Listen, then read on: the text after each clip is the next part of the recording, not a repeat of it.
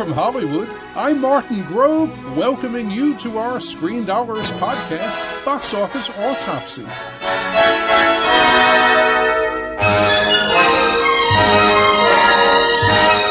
Right now, we'll look at the movie marketplace and analyze how things are going and where they're going, sharing some opinions from my perspective after decades of talking about Hollywood on CNN Entertainment Tonight and as a Hollywood Reporter columnist.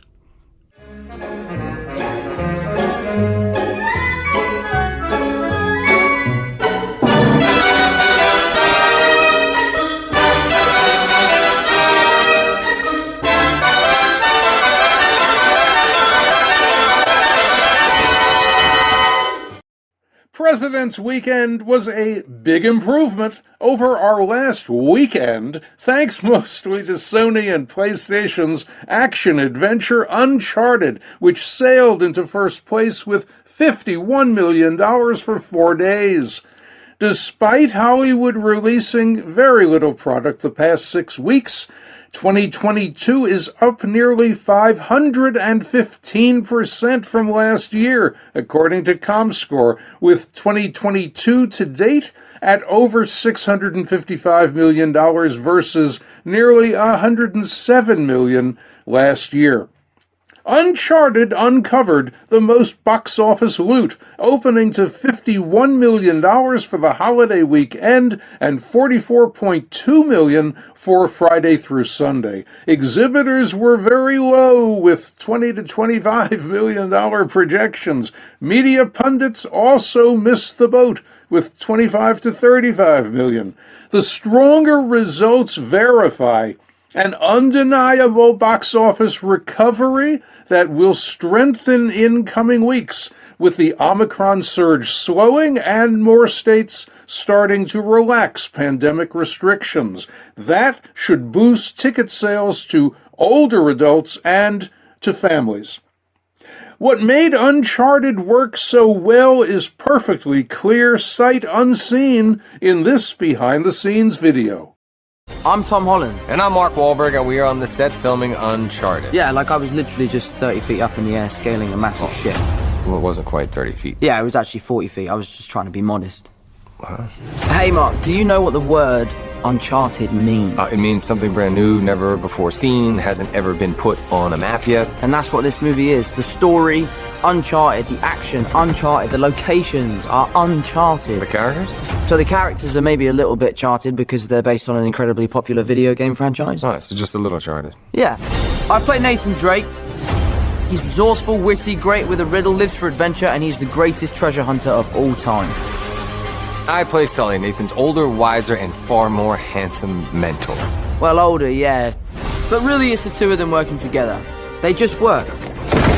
Could you move any slower? I got a bad ankle. In Uncharted, Nate and Sully go to the world's most incredible locations. You should see some of the places we travel to. It's a massive globe-trotting adventure. We're hunting down ancient treasures. Sully! Hurry! We're gonna drown! It's gonna take a little longer than I thought, kid.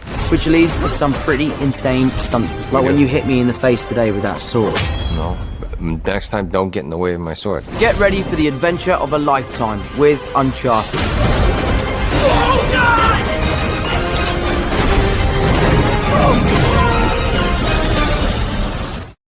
Uncharted benefited from Mark Wahlberg and Tom Holland's star power, and from its origins as a wildly popular PlayStation video game.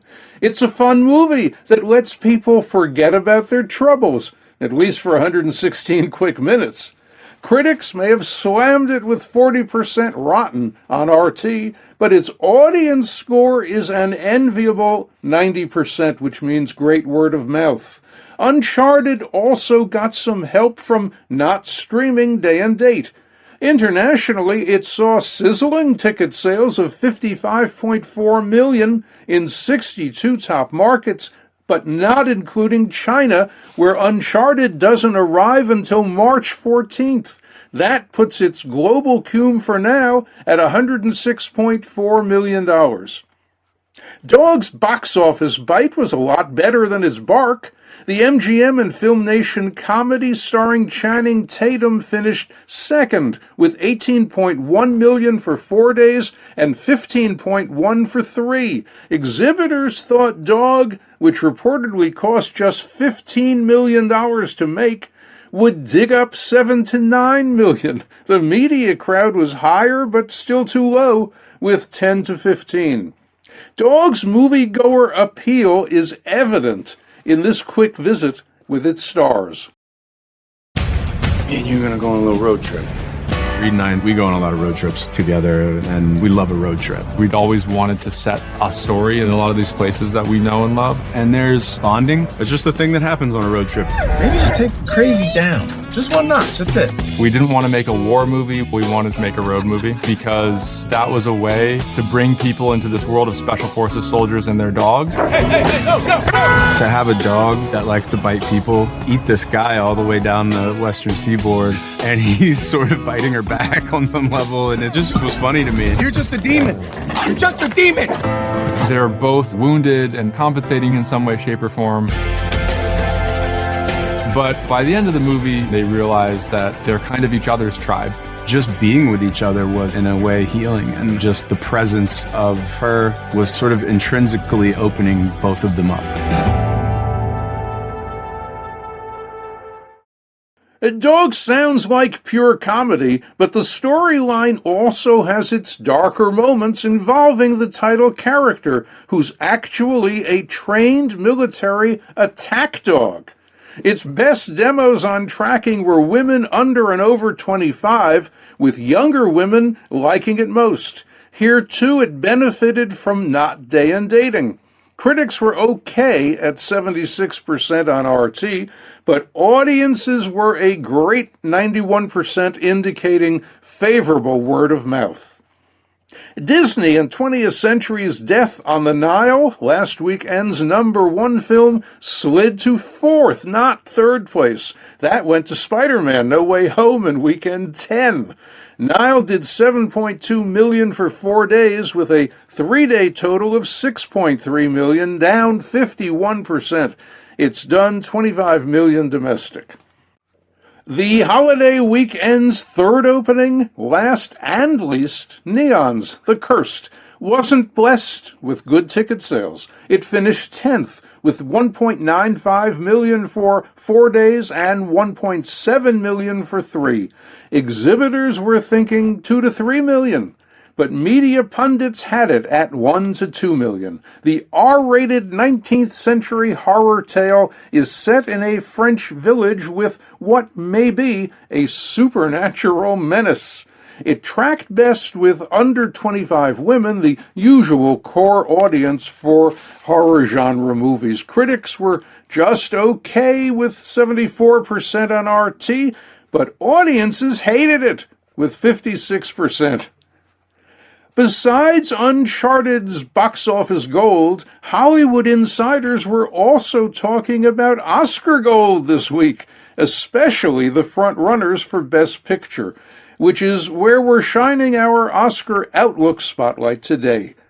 At this early point in the race, which still has 2 long months to get through before we finally hit March 27th, the Best Picture frontrunners are usually considered to be those with the most nominations, the presumption being that having support from so many branches will add up to victory.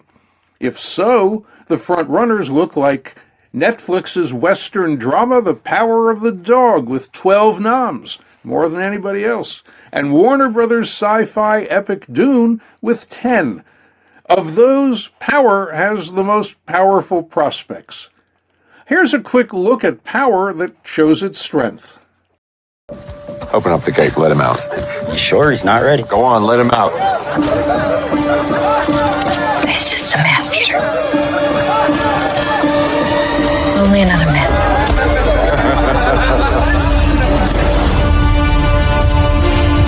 A man was made by patience and the odds against him.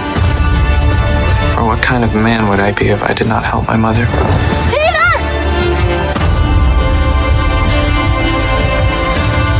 If I did not save her?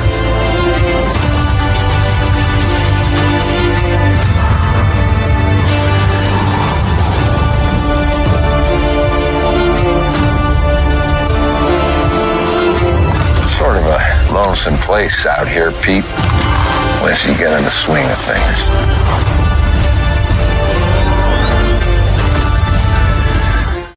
Adding to Powers Punch is its nomination by the Academy's directing branch for Jane Campion, plus nods from the Producers, Directors, and Film Editors Guilds. The big deal nom that it lacks, however, is an outstanding cast nod from the Screen Actors Guild. While SAG did vote it 2 supporting noms, that's not as good as the cast nod. That's SAG's equivalent of a Best Picture nomination. Although Dune has 10 noms, it didn't get a directing branch nom for Denis Villeneuve, which is not a good sign.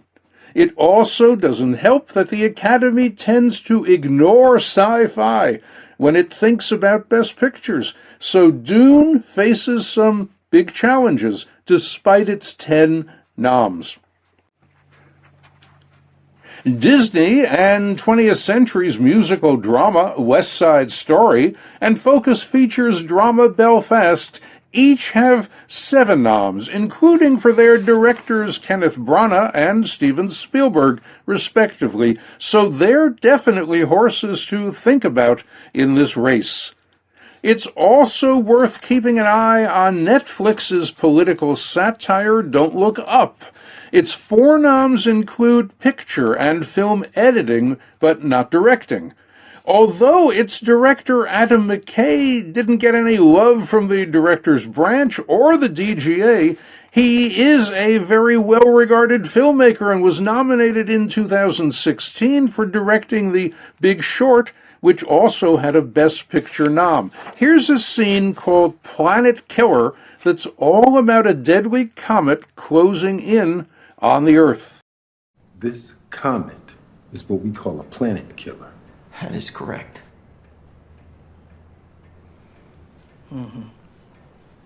So how certain is this? There's 100% certainty of impact. Please, don't say 100%.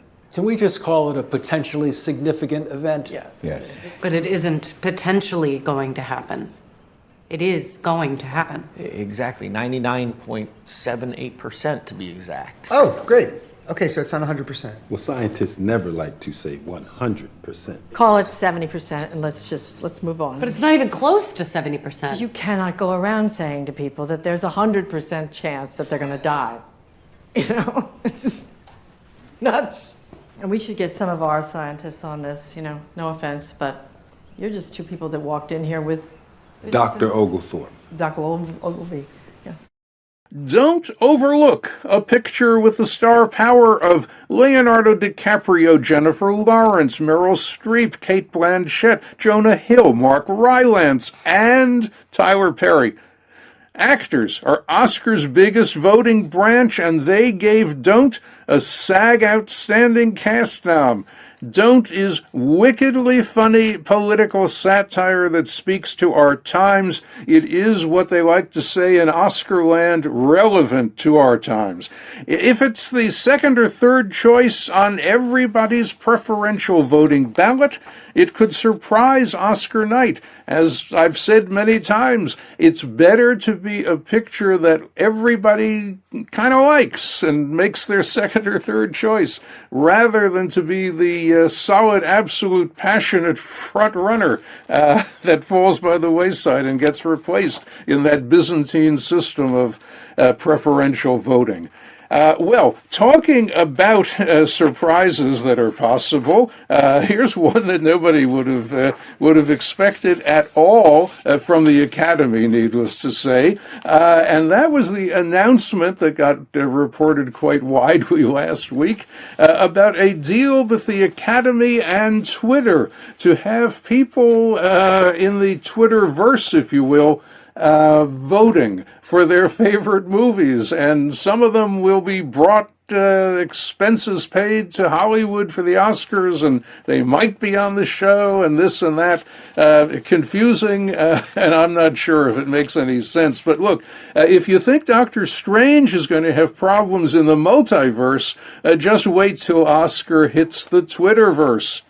I mean, it's amazing that the Academy's solution to luring viewers to its March 27th telecast is to air fans' favorite clips from popcorn movies, like Spider-Man No Way Home, Shang-Chi and the Legend of the Ten Rings, and No Time to Die. None of them got into Oscar's Best Picture race, even though there were 10 slots to fill, and it was kind of like, we could have room for one or two mainstream appeal movies. Well, none of them got nominated anyway. Twitter users have seen all of those super hits, so why would they be excited about seeing them Oscar night? I don't have the answer for that, but we have lots of other answers here on a Box Office Autopsy.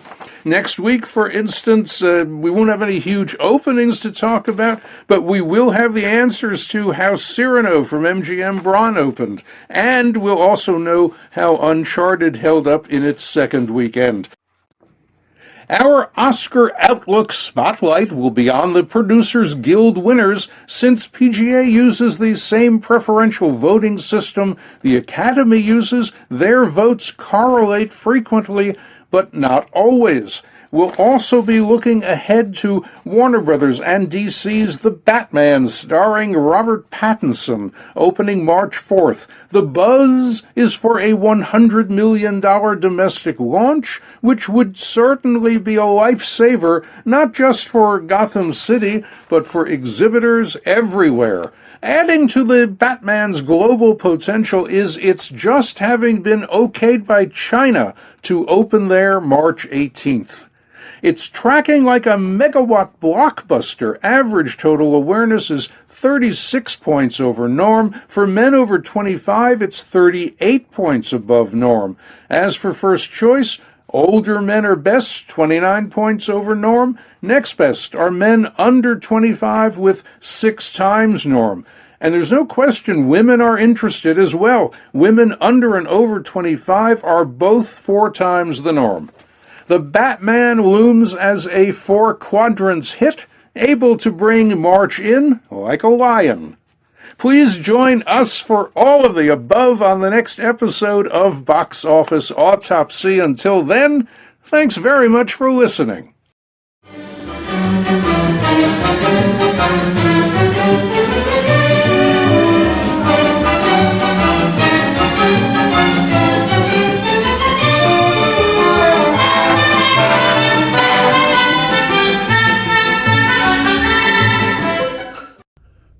Time now for our film flashback look at what was happening in Hollywood right around now, way back then. Let's set today's time travel dial for February 14th, 1991. There was no Oscar buzz for midwinter movies when The Silence of the Lambs opened February 14th, 1991. Oscar contenders opened late in the year then, as they still do, to avoid being forgotten by Academy voters. Moreover, grisly horror thrillers weren't likely Oscar nominees then, and that's still the case 31 years later. Silence was driven by Jonathan Demme's directing, Ted Talley's screenplay, and Anthony Hopkins and Jodie Foster's performances, all Oscar winners in 1992. Plus, it won Best Picture and also had film editing and sound noms. In retrospect, it's hard to believe it almost didn't get made. But Silence was in trouble at Orion Pictures from the start. It was based on Thomas Harris's 1988 novel, but wasn't the first book about Dr. Hannibal Lecter. The film that introduced Lecter was the 1986 thriller Manhunter, based on Harris's 1981 novel Red Dragon, in which Lecter was played by Brian Cox, best known today for Succession. Before Silence was published, Orion signed Gene Hackman to direct and possibly play Lecter. They were going to split paying the $500,000 rights fee, and they also needed to acquire the rights to Lecter. Those were owned by Dino De Laurentiis, who produced Manhunter. Because that film had died at the box office, Dino didn't charge for the Lecter rights at all. Orion and Hackman hired Talley in November 1987. Harris knew Talley and had sent him an advance copy.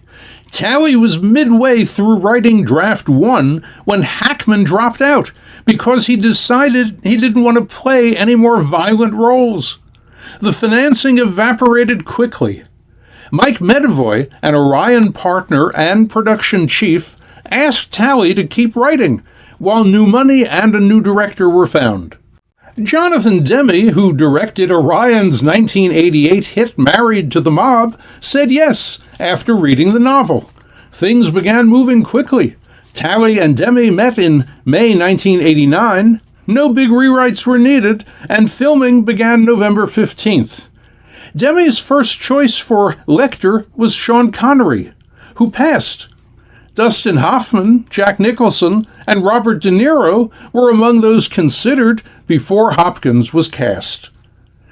Demme's first choice for Clarice was Michelle Pfeiffer, who declined because Orion wouldn't pay her $2 million fee. Demme hired Foster after just one meeting. Silence cost $19 million to make and did about $273 million worldwide. Although De Laurentiis missed out on Silence, he went on to produce its 2001 sequel Hannibal, which did nearly $352 million, and its 2002 prequel Red Dragon, which did over $209 million, both of which, of course, starred Anthony Hopkins as Dr. Lecter.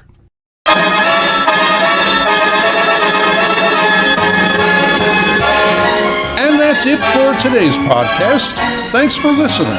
We'll be back with another box office autopsy next week. In Hollywood for Screendollars, I'm Martin Grove.